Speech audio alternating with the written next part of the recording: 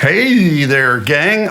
Listen, since I'm moving and I'm packing up and trying to consolidate some things, I thought I'd talk to you about my favorite guitars before I go. So I'm not obsessive about guitars like some people. Like, my buddy Henry's got, oh my God, one of these days I'll ask him if it's okay if I can put pictures up. I photographed his whole collection. I mean, hundreds of guitars, at least 130, maybe there's got to be more. I hope I can show you those someday.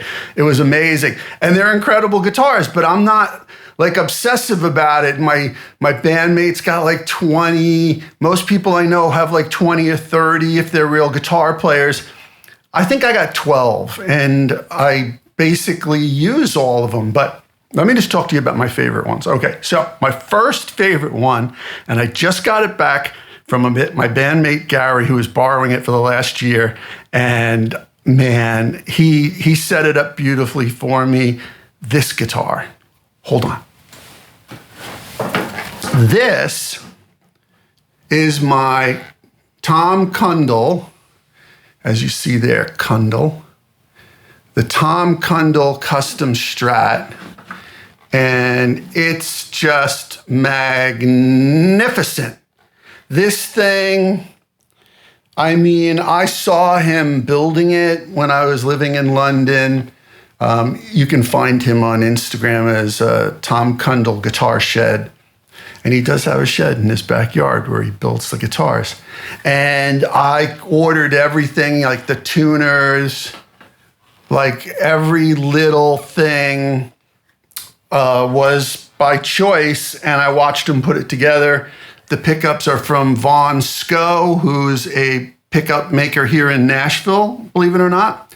And they're just amazing. They're the 59s. I tried a couple other ones. These are the ones I really responded to. They don't really take your head off like most Strat pickups. And it's just the most beautiful guitar. I love it. It's light. It feels amazing in my hands. I would say, and I'm a Strat guy, I'm also a Tele guy, but I'm a Strat guy. This is by far the best S-style guitar I've ever used, bar none. It sounds incredible. It plays beautifully. The neck, I mean, you just tell Tom what you want, and you're going to get the guitar of your lifetime. So that's my number one guitar. My number two electric, this one has a funny story. It's a part Squire, and I got it by trading two guitar pedals. So someone on the gear page had obviously attempted to put this together. He did a pretty good job. I don't know why he didn't keep it, but this is my Ed Squire part Squire guitar. This is a DiMarzio Fat 59 or whatever they call them, something like that. But it's freaking amazing. He put it together and he did all the work on the wood and he put the Bigsby on. I put Callahan roller and Callahan, what else did I do? So I put a Callahan roller and I think I put a Callahan arm. There was a few mods I did to it to change it, and that makes it just easier in case you break a string and you want to change real quick. But it's super light. Someone made fun of the mustard color, so I just put stickers of all my favorite things on there, as well as feedback is an art, dude, and some of my friends. And the only other thing I did to it, I love this pickup, this DiMarzio pickup. The only other thing I did to it is this is, man, I wish I could remember the company, but they're online and you can buy Tele, Strat, whatever necks you want. It's like Custom USA, I think, something like that.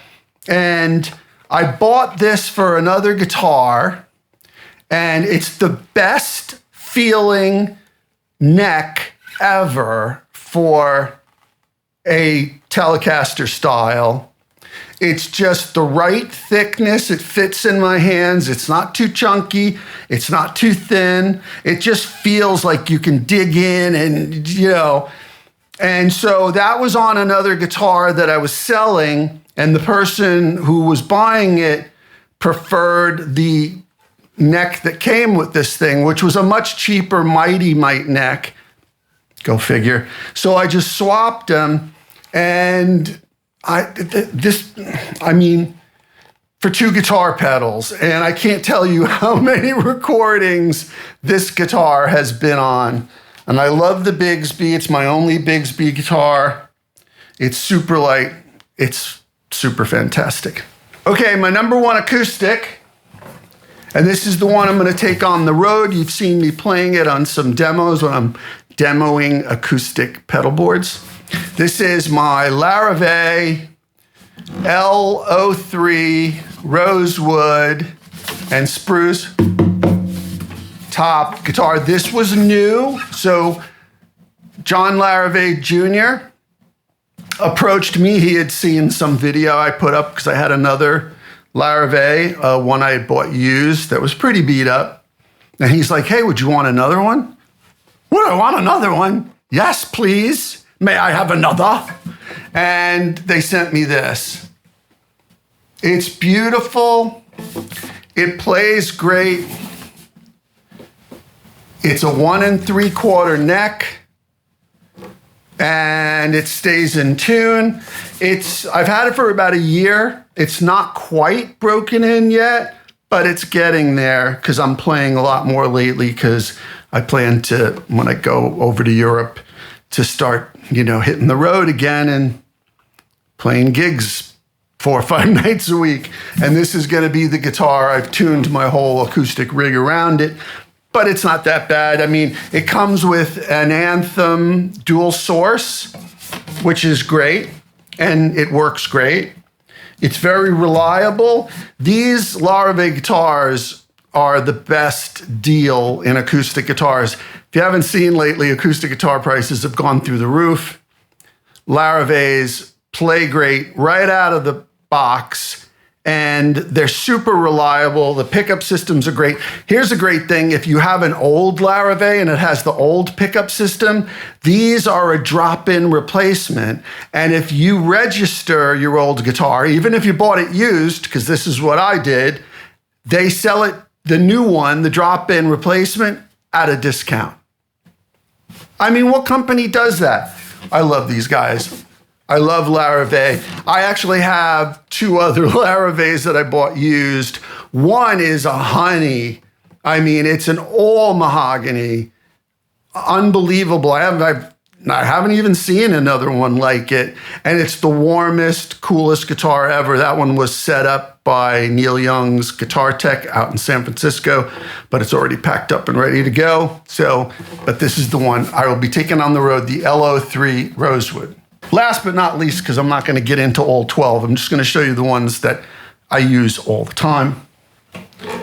This is a fairly new acquisition. This is a Martin OM, and it's sinker wood. This is wood that was reclaimed from a log that in some, logging community out in the Northwest had been underwater for a couple hundred years, and they went down and got it, and they made the custom shop, the Martin Custom Shop made this. But now normally this would be a super duper expensive guitar, but some really rich guy bought, and I'm not kidding here, like over 80 guitars because he wanted to play them all to find the one he really wanted. And then he sold off the other ones. He actually gave them to his son to sell them off. That was like his inheritance. And a friend of mine got the consignment for it. And he's like, hey, dude, you want to come down? And at first I was like, whatever. What are you talking about? Then I figured out, oh, wait a second. There's some primo things here. And by the time I got there was only a handful of guitars left. But this was one of them. And I was looking for an OM because I stupidly sold my Santa Cruz pre-war OM years ago to a friend at least.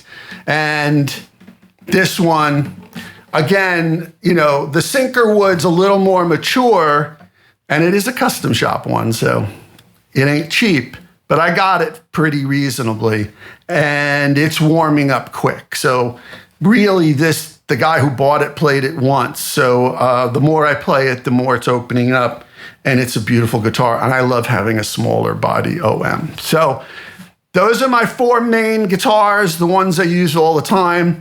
Tell me about your favorite guitars. I'd love to hear about it. And let me know if you have any questions. All right? All right, cool. Thanks for watching.